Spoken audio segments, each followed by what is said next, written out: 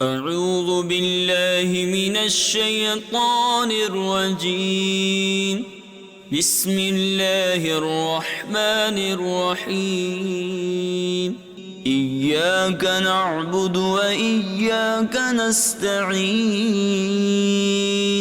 ترجمہ کنز ایمان، ہم تجھی کو پوجیں اور تجھی سے مدد چاہیں۔ ترجمہ کنز الفرقان، ہم تیری ہی عبادت کرتے ہیں اور تجھی ہی سے مدد چاہتے ہیں۔ اس سے پہلی آیات میں بیان ہوا کہ ہر طرح کی حمد و ثنا کا حقیقی مستحق اللہ تعالیٰ ہے، جو کہ سب جہان والوں کا پالنے والا، بہت مہربان، رحم فرمانے والا ہے۔ اور اس آیت سے بندوں کو سکھایا جا رہا ہے کہ اللہ تعالیٰ کی بارگاہ میں اپنی بندگی کا اظہار یوں کرو کہ اے اللہ عز و جل، ہم صرف تیری ہی عبادت کرتے ہیں، کیونکہ عبادت کا مستحق صرف تو ہی ہے۔ تیرے علاوہ اور کوئی بھی اس لائق ہی نہیں کہ اس کی عبادت کی جا سکے، اور حقیقی مدد کرنے والا بھی تو ہی ہے۔ تیری اجازت مرضی کے بغیر کوئی کسی قسم کی ظاہری، باطنی، جسمانی، روحانی، چھوٹی بڑی کوئی مدد نہیں کر سکتا۔ عبادت اور تعظیم میں فرق۔ عبادت کا مفہوم بہت واضح ہے، سمجھنے کے لیے اتنا ہی کافی ہے کہ کسی کو عبادت کے لائق سمجھتے ہوئے اس کی کسی قسم کی تعظیم کرنا عبادت کہلاتا ہے۔ اگر عبادت کے لائق نہ سمجھے تو وہ محض تعظیم ہوگی، عبادت نہیں کہلائے گی۔ جیسے نماز میں ہاتھ باندھ کر کھڑے ہونا عبادت ہے، لیکن یہی نماز کی طرح ہاتھ باندھ کر کھڑے ہونا استاد، پیر یا ماں باپ کے لیے ہو تو محض تعظیم ہے، عبادت نہیں۔ اور دونوں میں فرق وہی ہے جو ابھی بیان کیا گیا ہے۔ آیت سے معلوم ہونے والی اہم باتیں۔ آیت میں جمع کے صحیفے ہیں جسے ہم تیری ہی عبادت کرتے ہیں۔ اس سے معلوم ہوا کہ نماز جماعت کے ساتھ ادا کرنی چاہیے، اور دوسروں کو بھی عبادت کرنے میں شریک کرنے کا فائدہ یہ ہے کہ گناہ گاروں کی عبادتیں اللہ تعالیٰ کی بارگاہ کے محبوب اور مقبول بندوں کی عبادتوں کے ساتھ جمع ہو کر قبولیت کا درجہ پا لیتی ہیں۔ نیز یہ بھی معلوم ہوا کہ اللہ تعالیٰ کی بارگاہ میں اپنی حاجت غرض کرنے سے پہلے اپنی بندگی کا اظہار کرنا چاہیے۔ امام عبداللہ بن احمد نفسیر رحمۃ اللہ تعالیٰ علیہ فرماتے ہیں، عبادت کو مدد طلب کرنے سے پہلے ذکر کیا گیا کیونکہ حاجت طلب کرنے سے پہلے اللہ تعالیٰ کی بارگاہ میں وسیلہ پیش کرنا قبولیت کے زیادہ قریب ہے۔ اللہ تعالیٰ کی بارگاہ میں وسیلہ پیش کرنے کی برکت۔ ہر مسلمان کو چاہیے کہ وہ اللہ تعالیٰ کی بارگاہ میں کسی کا وسیلہ پیش کر کے اپنی حاجات کے لیے دعا کیا کرے، تاکہ اس وسیلے کے صدقے دعا جلد مقبول ہو جائے۔ اور اللہ تعالیٰ کی بارگاہ میں وسیلہ پیش کرنا قرآن و حدیث سے ثابت ہے۔ چنانچہ وسیلے کے بارے میں اللہ تعالیٰ ارشاد فرماتا ہے، یا ایہا الذین آمنوا اتقوا اللہ وابتغوا الیہ الوسیلہ۔ اے ایمان والو، اللہ سے ڈرو اور اس کی طرف وسیلہ ڈھونڈو۔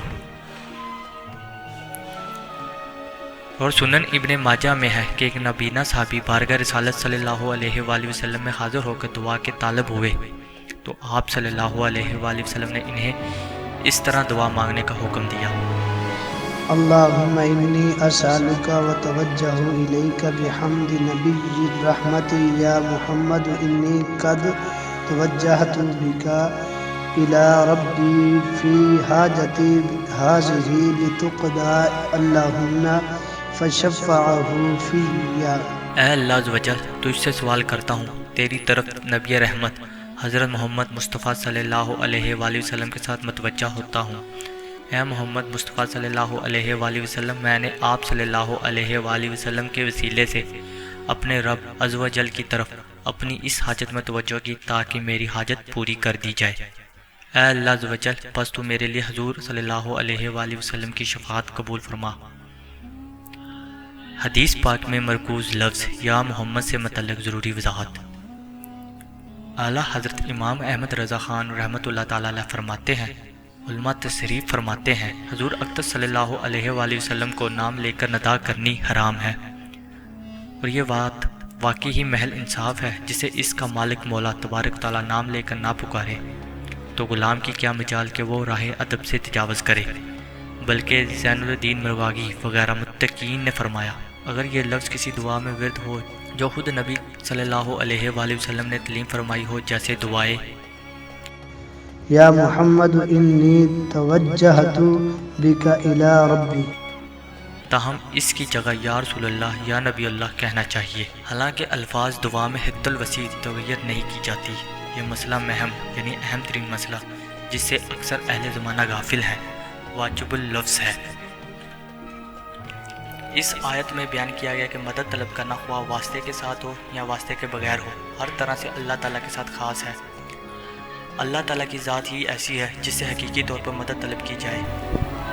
اعلیٰ حضرت امام احمد رضا خان رحمۃ اللہ تعالیٰ علیہ فرماتے ہیں، حقیقی مدد طلب کرنے سے مراد یہ ہے کہ جس سے مدد طلب کی جائے اسے بالعزت قادر، مستقل مالک اور غنی بے نیاز جانا جائے، کہ وہ اللہ تعالیٰ کی عطا کے بغیر خود اپنی ذات سے اس کام یعنی مدد کرنے کی قدرت رکھتا ہے۔ اللہ تعالیٰ کے علاوہ کسی اور کے بارے میں عقیدہ رکھنا ہر مسلمان کے نزدیک شرک ہے، اور کوئی مسلمان اللہ تعالیٰ کے علاوہ کسی اور کے بارے میں ایسا عقیدہ نہیں رکھتا۔ اور اللہ تعالیٰ کے مقبول بندوں کے بارے میں مسلمان یہ عقیدہ رکھتا ہے کہ وہ اللہ تعالیٰ کی بارگاہ تک پہنچانے کے لیے واسطے اور حاجات پوری ہونے کا وسیلہ ذریعہ ہیں۔ تو جس طرح حقیقی وجود کے کسی کے پیدا کیے بغیر خود اپنی ذات سے موجود ہونا اللہ تعالیٰ کے ساتھ خاص ہے، اس کے باوجود کسی کو موجود کہنا اس وقت تک شرک نہیں جب تک وہی حقیقت وجود مراد نہ لیا جائے۔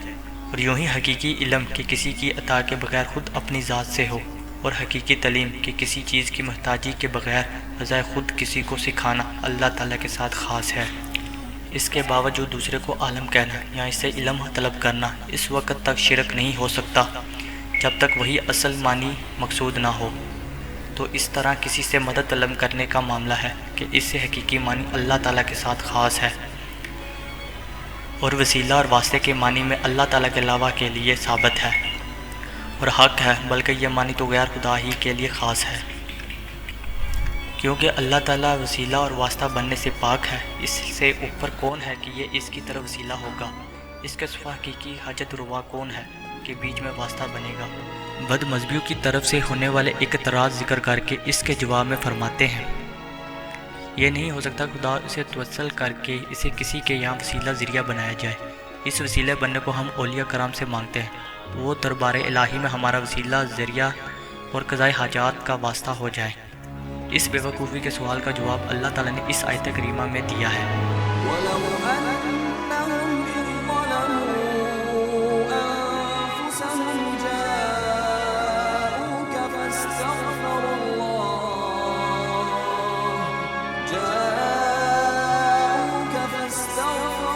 اللَّهَ وَاسْتَغْفَرَ لَهُمُ الرَّسُولُ لَوَجَدُوا اللَّهَ تَوَّابًا رَحِيمًا۔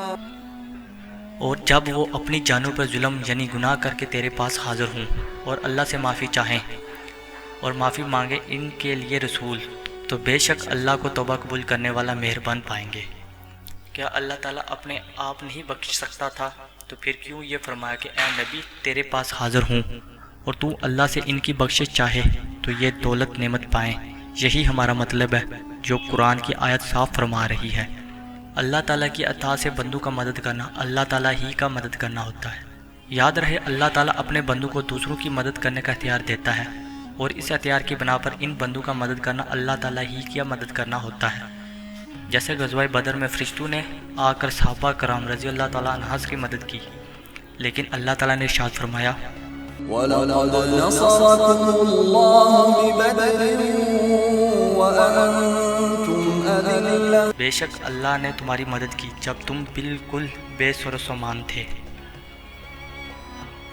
یہاں فرشتوں کی مدد کو اللہ تعالیٰ کی مدد کہا گیا۔ اس کی وجہ یہی ہے کہ فرشتوں کو مدد کرنے کا اختیار اللہ تعالیٰ کے دینے سے ہے، تو حقیقتاً یہ اللہ تعالیٰ ہی کی مدد ہوئی۔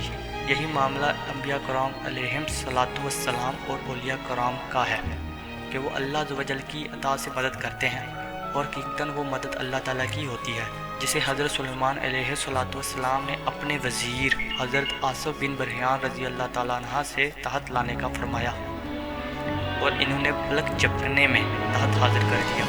اس پر انہوں نے فرمایا ھذا من فضل ربی، یہ میرے رب کے فضل سے ہے۔ اور تاجدار رسالت صلی اللہ علیہ وآلہ وسلم کی سیرت مبارکہ میں مدد کرنے کی تو اتنی مثالیں موجود ہیں کہ اگر سب جمع کی جائیں تو ایک کتاب مرتب ہو سکتی ہے۔ ان میں سے چند مثالیں یہ ہیں۔ صحیح بخاری میں نبی کریم صلی اللہ علیہ وآلہ وسلم نے تھوڑے سے کھانے سے پورے لشکر کو تسخیر کیا۔ آپ صلی اللہ علیہ وآلہ وسلم نے دودھ کے ایک پیالے سے 70 صحابہ کو سیراب کر دیا۔ انگلیوں سے پانی کے چشمے جاری کر کے 1400 سے یا اس سے بھی زائد افراد کو سیراب کر دیا۔ لباب دہن سے بہت سے لوگوں کو شفا عطا فرمائی۔